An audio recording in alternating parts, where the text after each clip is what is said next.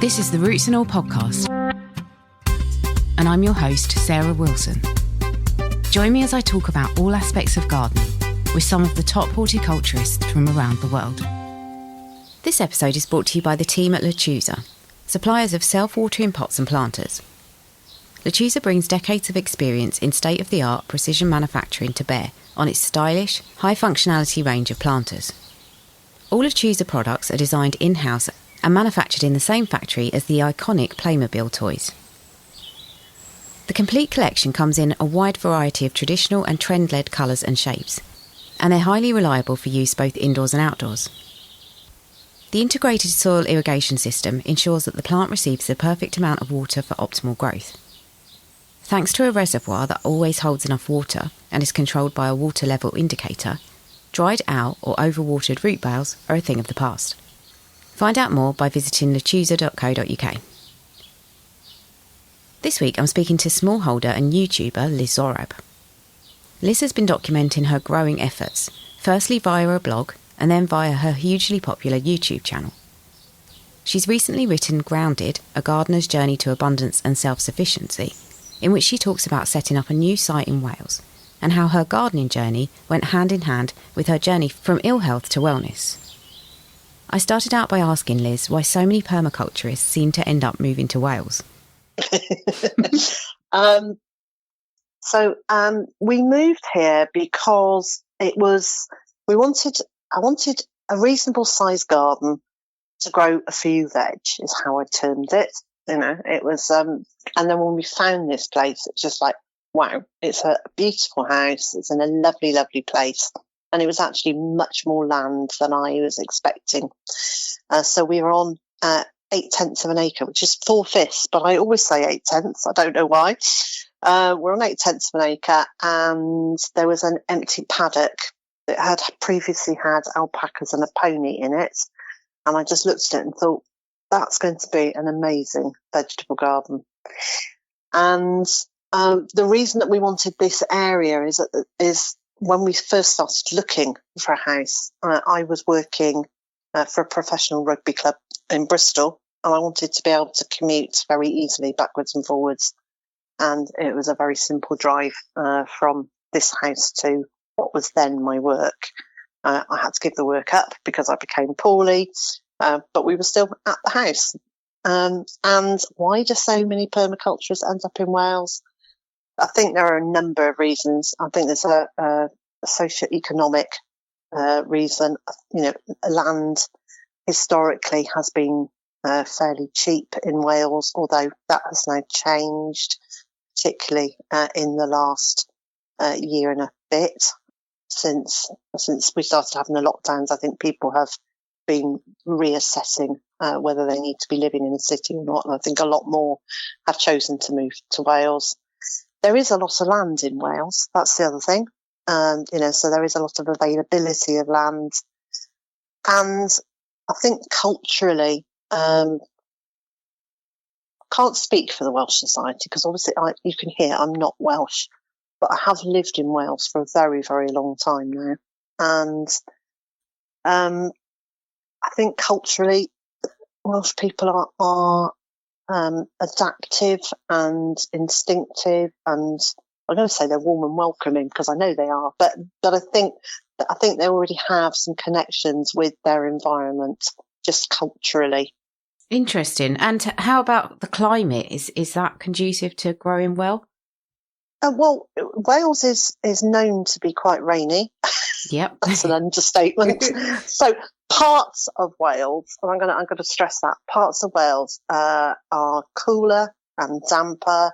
It's a hilly area. There are parts that are mountainous, and as the rain comes in from the west, it comes over. It gets stuck over the mountains. There's a thing called stuck clouds.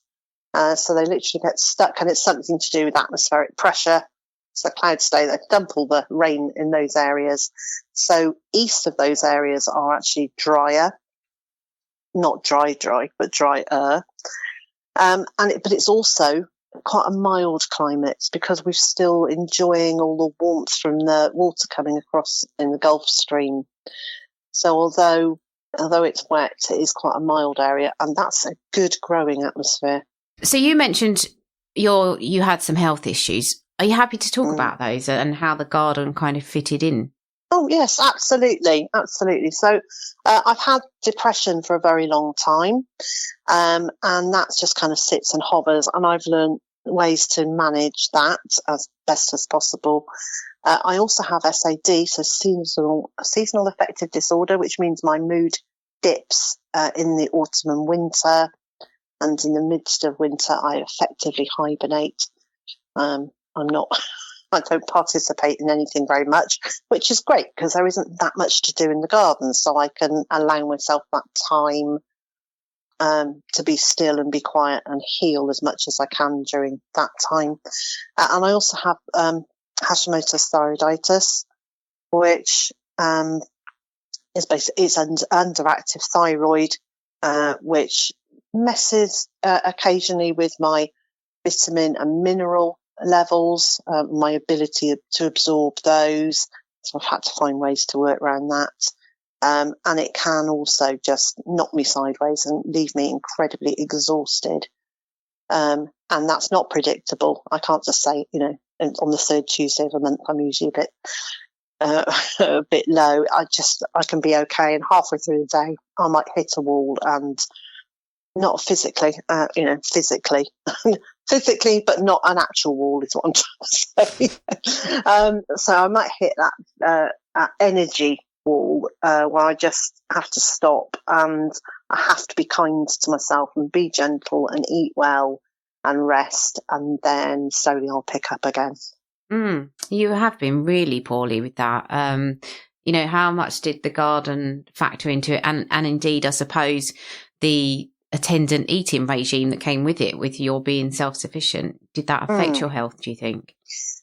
Yes, I think it's helped. I think it's helped no end. So when we moved here, I had spent about 4 months in bed bound, and I just got up to go to the loo and then crawled back to bed again. I was in a mess. So when we arrived, I was using walking sticks, and poor old Mr. J had to do all the moving, and I would sort of stand and say, "Can you move that plant pot there?" And then I'd get down on my hands and knees, and I'd be down there for 10 minutes, and then say, "Oh, you're going to have to help me back up again," because I couldn't get up. So it was really slow going to start with. And as I was doing more, as we know, exercise very often helps you get better, improves things. So as I was doing more, that helped. Once I was growing my own food and we were eating fresher, healthier food and starting to eat seasonally, that helped. And then combined with the thyroid medication I was taking, everything just sort of built up in layers of improvement. So by the end of year 2 here, I was completely off the walking sticks. I hadn't the level of medications my thyroid was taking had leveled out, so I wasn't continuing having to take increased higher and higher doses. And emotionally as well as physically, I just felt fabulous. I felt really good. So I'm not going to say it was any one thing, because I really do think it was a combination of better food, seasonal food, more exercise, more fresh air, more sunshine, and the medication for my thyroid. That combination just works. It worked like magic. Yeah, that's brilliant. And obviously you were trying to be self-sufficient, and I don't want to spoil the surprise, but how did you get on with that? Well, we aren't 100% self-sufficient. We are what Mr. J likes to call self-efficient. So we're 100% supply our own fruit and veg in some varieties of fruit and veg. And then there are other things we have to buy. There are some things we'll never grow or never grow enough of. We can't grow pineapples. We can't grow coffee. So there are, even bananas. And so we have a choice. We either don't have them or we choose to buy them. And we choose to buy them because I don't want to not have any of those things. I'm Mr. J without a coffee in the morning So, so there are some things. So, like soft fruits, we grow enough to see us right through the year. So, strawberries, raspberries, currants of various different colours. I grow a huge amount and then preserve them in different ways so that we actually can eat those right through the year. Things like potatoes, I am not a huge fan of stored potatoes. I actually quite like them out of the ground or not bother with them. So in the winter when frost would actually just be turning your potatoes in the ground to mush, we then use different root vegetables. So we start using parsnips, celeriac, root parsley, I'll have missed something out, carrots, and things that can sit in the ground and take the place of those, what we would usually use potatoes for. And then also we'll use beans. So not the green beans, but the beans in the pod. We use those as that kind of filling carby food as well. Yeah, I mean, I think, well, I am going to give a little bit away because in year 3 you had a super successful year. And I was amazed by the amount of food that you managed to produce from the site. Were you surprised at how well you did? Oh, absolutely. Yes, I was really surprised. So year 2, I decided to weigh everything we harvested for a period of 50 days to see what that was like. And that was impressive. I think we got, I don't want to give you the wrong figures, I think we got about 800 pounds of food. I don't know what that works out in kilos. I'm sorry, I'm still old money. And then in year 3, I weighed as best I could everything we grew for a whole 12-month period. It didn't include things that I'd kind of eaten on the way round. So there was a lot of raspberries and a lot of strawberries that never got weighed because, it's nice to eat them as you go around. So that year it was in excess of 2,000 pounds of food in weight, which is a huge amount of food and is enough, more than enough for 2 people for a year. Yeah, it's an incredible amount. What did you do with the surplus? I know obviously you preserve a lot, but did you still have some over? Yes, so we still had some over. So we did things like I bartered and swapped. So where there were things that we had shortages of or had none of at all, I swapped with my neighbours and local residents. We did swaps there. And then I also started I gave some away to people who were struggling, but we didn't do very much of that. But what I did do is I started doing a veg box scheme, a mixed veg box scheme on a very, very small scale as a CSA, community supported agriculture model. And I did 7 veg boxes the first year and 20 shares. So it wasn't actually 20 boxes. It was, some of them were like double size boxes. And that was really interesting.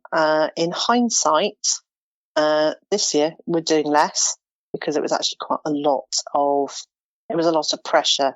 It was easy to produce that much food, but I just constantly worried that we were going to not produce enough for other people, or if we did produce enough for other people, then not produce enough for us for the year. And our priority has to be feeding us. So it's very possible to produce a vast amount of food on the size plot that we're on. The vegetable garden, so we have a raised bed vegetable garden, and then a market garden style area, and a food forest, and that covers not quite half an acre. So it is, it's a large old area. It's a big garden's worth of growing food. And I'm always conscious when I talk about it, and I sort of think, if I remember my previous gardens, we wouldn't have been able to produce that much, but we would have been able to produce a fair old go at feeding ourselves. Interesting. Yeah, I think sometimes people overestimate the amount of space they need to be really productive. Sometimes I find that what hamstrings you in the middle of the season is not so much growing the stuff, but it's harvesting it. You can run out of time to do that, can't you? Time, enthusiasm and energy. Yes, absolutely. And so much seems to come at once. It's so one of the things we have done is I've looked at what can stay in the ground. So anything that can stay in the ground stays in the ground. And I have no worries about leaving things maybe a bit longer than they should be in the ground, just to be able to pace myself a bit more. And I make sure I got lots of things that will just keep without having to do much to them. So lots of squashes. They are, they're great because once they're cured, they'll keep for the best part of a year. And I suppose that's another thing that we use to replace the traditional potato-y type meals, as we will use squashes as well. And the other thing I try and do is I don't, for example, I don't blanch beans before I put them in the freezer. And I know you're supposed to, but I don't, because just the sheer volume. So sheer volume. Beans go in bags in the freezer, and then I'll deal with things at a later date. And then once I've got as much as I can harvested and sorted, I then create meals, ready meals to go. So stuff comes out of the freezer, gets cooked, and then goes back into the freezer as cooked. And then we've got ready meals to use during the winter. Yeah, I think that's what I liked about the book, was that you don't kind of slavishly stick to the rule book, and you just have a go, and there is a sense of, practicality and a lack of apprehension about the results. And I really like gardeners who just get on and do it and see what the results are. And I kind of get the sense that you're like that. And with that in mind, I wondered if you could talk a bit about your pond building efforts. My pond building efforts. Oh dear. So the ground here it was incredibly hard and compacted. It's also clay on top of sand and pebbles, and it's so hard you can't dig down into it. And I wanted a pond for a couple of ducks that we got. So there were some bits of wood lying around here, as in tree trunk type bits of wood. So I made those into a shape, laid on the ground, straight onto the ground.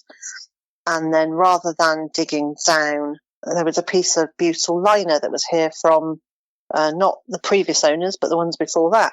And it was like, okay, I can use that. And so I put the bits of wood on the ground, sort of a bit smaller than the butyl liner, put the liner over the top, filled it with water, and hey presto, it's a shallow but functional pond, which was just going to be there till I got something else sorted out 5 years ago. And it's still there, and it still works. Exactly. It works, and it's ingenious, and I wish more people would do that, because instead of waiting 2 years till they've got all the right staff, or it never gets done, at least you just cracked on, did it, and you've got a pond and your ducks are happy. So I like it. Absolutely. And so much of what is here in the garden is stuff that was scavenged from the garden. So, it's just our budget for doing anything here was so small. I had to think sideways, or lateral thinking, however you want to do it. I just had to think about anything and everything we wanted. How could I do that for either zero cost or minimal cost? Yeah. So, it's a real cheapskate's garden, and I love it for it. Yes, I think we need more of those. And also I was thinking about people who may be moving to a slightly larger garden or dealing with a slightly larger site. And I wondered how important it was for you to keep a degree of flexibility in the layout of the site itself. Flexibility has been our most valuable tool. Absolutely. I had drawn out in my head what this was going to be like. And then when I started being here, it was like, that's not quite going to work. So move things around till it works a bit better. And that ability to chop and change and try things, and if they don't work, not be frightened of going, that failed, right, on to the next idea, and just keep trying things. And so we found one of the most useful things was temporary fencing, temporary animal housing, temporary vegetable beds. Anything and everything we did was temporary. Across the whole site, there's only one post that's got a small amount of concrete below it, and that could come out if a fairly abled person gave it a good wriggle. So everything is movable, which allows us to do that chopping and changing and trialing and watching to see how that works or not before deciding whether to leave it there or do something different. Yeah, it sounds like a very good way of, of going about it, to allow you to, as you say, change depending on the results. And I know when people grow food, a lot of them, I think their main challenge will be dealing with pests. What's your pest management regime like? So the ducks are allowed into the food forest and the vegetable gardens at various different times of the year. And they deal with the slugs and snails and larvae of things.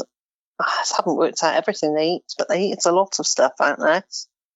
And for things like cabbage white butterfly and cabbage moth, I've made tunnels out of netting. So I've used piping pushed into the ground with netting over it to exclude butterflies and moths from getting at the brassicas. But I also then plant some cabbages, sprouts, whichever it is, something out in the open to support the butterfly population, because I just think it's so important that we carry on supporting our wildlife. We might not want them eating our food, but I really do want those out there because they're food for other animals, for other forms of wildlife. So I don't use any sprays, lotions, potions, anything like that. I used slug pellets before we got the ducks, and then I just got really uncomfortable with them. I was like, if it's killing the slug, then it's going to damage anything that then eats that slug, and it just didn't seem like a sensible way forward. So from about 3 or 4 months after being here, there have been no slug pellets. So I use no chemicals, and I'm doing inverted commas. I'm waving inverted commas in the air. So I use none of those sorts of things. It's all barrier method, and then planting plants in association or planting plants for pollinators to encourage predators into the garden so that there's natural predators for any of the pests. Yeah, makes complete sense. So one last question is, you have your YouTube channel. When did you start that, and what prompted that? Well, what prompted you to start the YouTube channel? Was it just to diarise your work on the garden?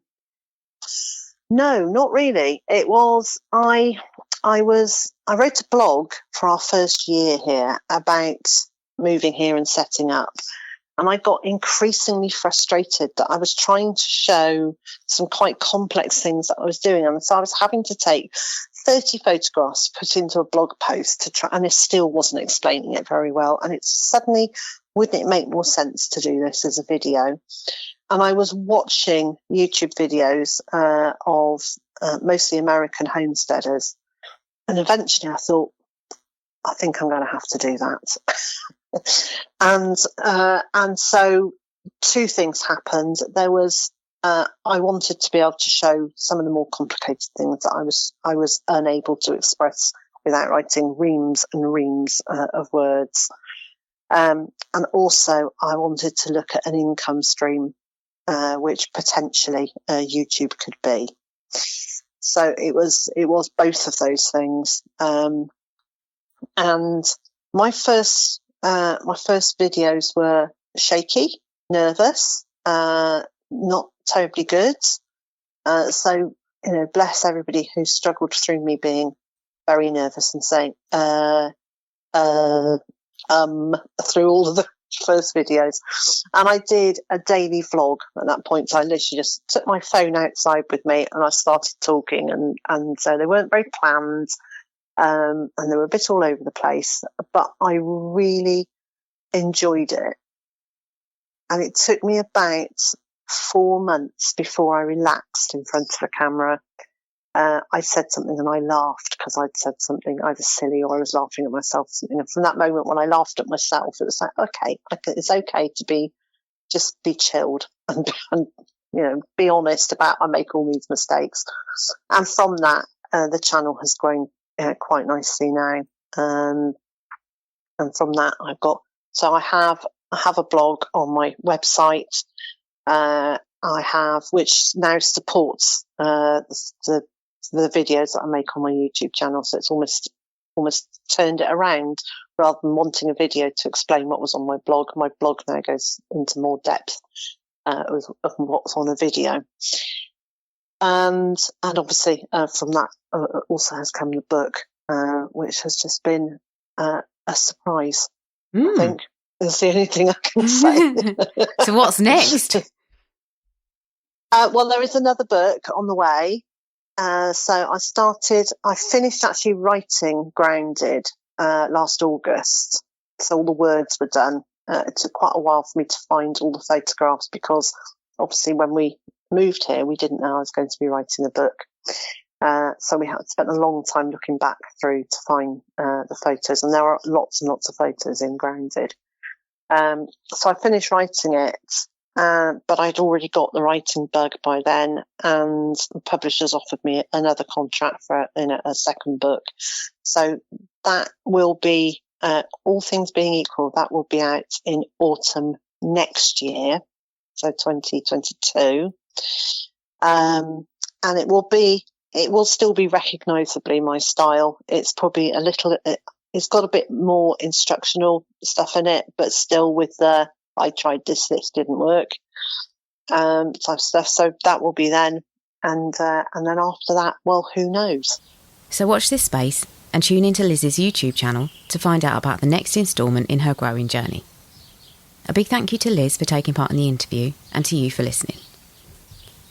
Please visit lechuza.co.uk to find out more about their indoor and outdoor planters, which feature a built-in irrigation system, so no more wilting house plants or tomatoes. Now here's Dr. Ian Bedford, talking about one of the smartest bugs to grace our gardens. One of the most common insects to see in a garden is the ant, a member of the insect order called Hymenoptera, which includes the bees and the wasps. Ants are social insects, living within highly organised colonies that build nests, usually underground, and are governed by a queen. And life within the colony is strictly defined, with each ant having a specific role to play, whether it's scouting and foraging for food, maintaining and defending the nest, or tending to the egg-laying queen and her hundreds of dependent larvae. In Britain, there's over 50 different species of ant, although the most common is the black garden ant, which is often found nesting under paving slabs or around the edge of a lawn. But it's also known to invade our homes, particularly when a sugary food source has been discovered by the colony's scouts. Black ants particularly favour sugary substances, and hence the reason they're often seen collecting honeydew from aphids on the garden plants. But in addition, they also need protein, which they get by eating small flies and other insects. Unlike red ants, these black ants don't sting, but they do fiercely defend their nests by biting and squirting formic acid when they're under attack. They also have a strategy to deal with persistent attacks, which is simply to pick up all the eggs and juveniles and move them away to a new location. And that's useful for us to know, because where a colony has become a problem in the garden, it can simply and harmlessly be encouraged to leave by regularly prodding the nest with a garden fork for a few days. And for colonies that can't easily be accessed, pungent-smelling plants or certain essential oils placed nearby to the nest have been shown to have a similar effect. Remarkably, an ant colony can remain active for many years, and for the black garden ant, that can be around 15 to 20, for as long as the founder queen remains alive. And each year, the colony undertakes its primary mission, which is to create a new generation of reproductive ants, a process managed by the queen, who, at certain times during the year, will lay unfertilised eggs, which go on to develop into males. She'll also allocate some of her fertilised eggs for special treatment, where the resulting larvae are fed a different diet that transforms them from the sterile worker ants into new virgin queens. And when these new reproductive ants eventually mature, they'll have wings, and they'll wait patiently within their nests for a certain set of weather conditions to arrive. Then, when the temperature, humidity and wind speed are just right, they'll flood out of their nests and take to the air in their thousands. Known as the nuptial flight, the males and the new queen black ants from many different nests will swarm together to mate in the sky, before those that survive an onslaught from hungry predators such as swallows and swifts will return to the ground where the males will soon die. The mated queens will then discard their wings before wandering away to find somewhere suitable to start and to rule over their own little ant empires. You can download or listen to the podcast direct from the website rootsandall.co.uk. Please also check out my Patreon, where you can make a one-off donation or take out a monthly subscription to help support the podcast. Because if you enjoy the show, please help it continue. I also have a GoFundMe where you can make a one-off donation. Even a one-off donation of £1 helps, and I'll be really grateful for your support. So please go to Patreon or GoFundMe and search for Roots and All Podcast.